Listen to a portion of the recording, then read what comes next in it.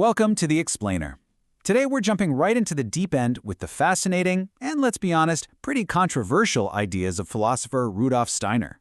He had this vision of human history that wasn't just, one event after another. He saw it as a spiritual battlefield for invisible cosmic forces. So let's start with this question, because it really gets to the core of everything Steiner was talking about. Are we, as human beings, caught in some kind of spiritual tug of war? He believed that, yeah, we absolutely are, and that figuring out this cosmic conflict is actually the key to making sense of our wild modern world. All right, so here's our game plan. First, we're going to get a lay of the land, the cosmic battlefield itself. Then, we'll get to know the two major players pulling the ropes. After that, we'll see if we can find the middle path between them. And finally, we'll explore what this ancient struggle means for all of us right now. Okay, so what is this invisible battle? Well, for Steiner, history wasn't just a series of random accidents. He believed our entire evolution is being influenced, or pulled, really, by what he called supersensible beings. These are powerful entities that work beyond our five senses, shaping things in ways we almost never notice. He basically argued that if you really want to understand the chaos and the potential of our times, you have to look beyond just the physical stuff. You have to see that humanity itself is the stage for a massive cosmic drama, a real spiritual tug of war between two incredible powers. So first up is the force Steiner called Luciferic, and right away it's super important to just throw out that classic image of a devil with a pitchfork and horns. That's not what he was talking about at all. For Steiner, this influence was way more complex, and in a lot of ways, way more seductive. The Luciferic impulse is all about expansion. It's this powerful pull upward. Think of brilliant, soaring ideas, artistic genius, mystical visions, even that fiery desire for individual freedom. It tempts us to leave the boring, everyday world behind and just live completely in the realm of spirit and imagination. And here's how Steiner himself put it. He said Lucifer stirs up fanatical, falsely mystical forces to lift man above himself. In other words, the exact same impulse that can spark incredible genius can also ignite this really dangerous spiritual pride, cutting us off from reality and from each other.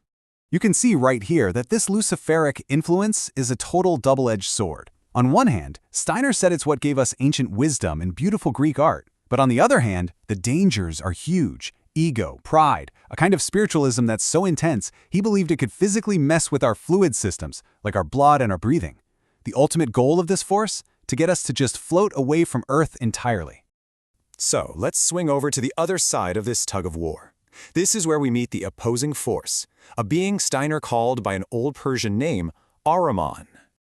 Okay, so if Lucifer is all about expansion, Ahriman is the force of contraction. He pulls everything down, down, down into cold, hard, measurable reality.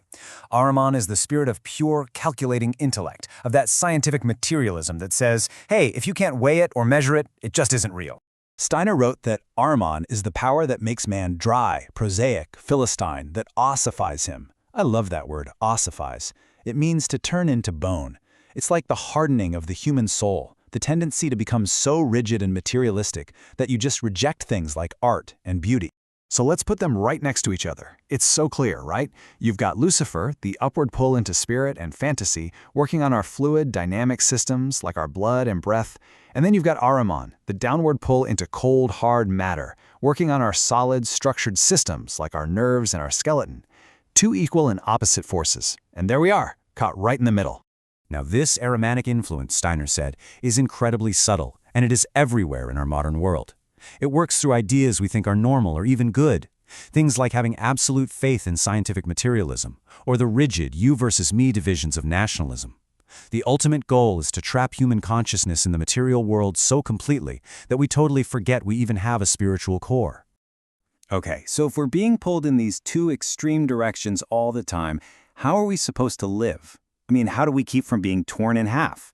Well, this is where Steiner brings in a third balancing force. Now, what's really interesting is that Steiner's solution isn't to get rid of either Lucifer or Ahriman.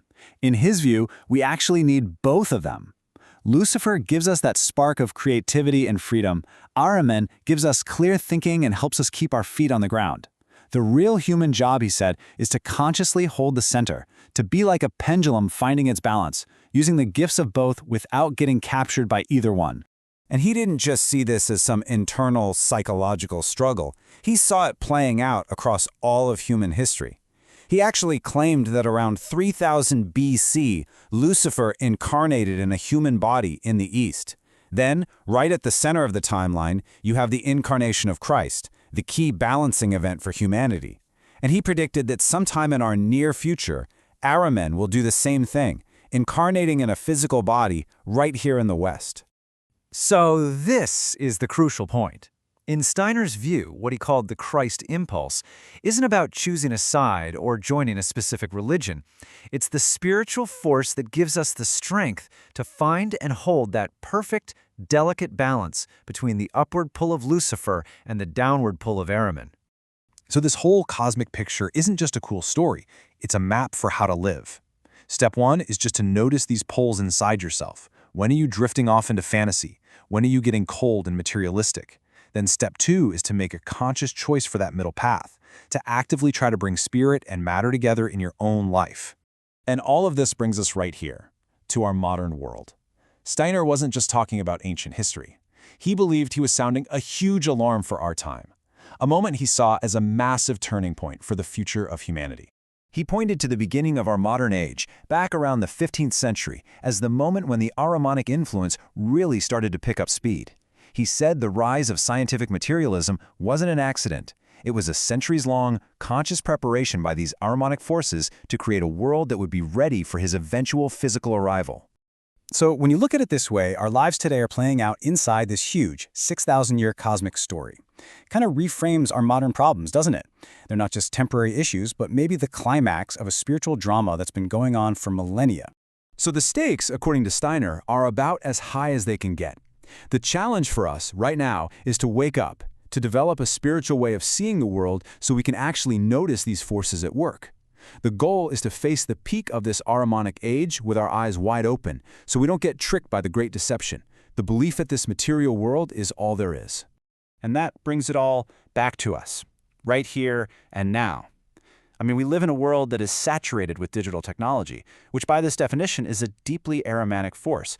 But at the exact same time, so many of us feel this powerful search for meaning, for something more, a Luciferic impulse. So in the middle of all these extremes, where do you find your balance? That's the question Steiner's cosmic vision really leaves us with today.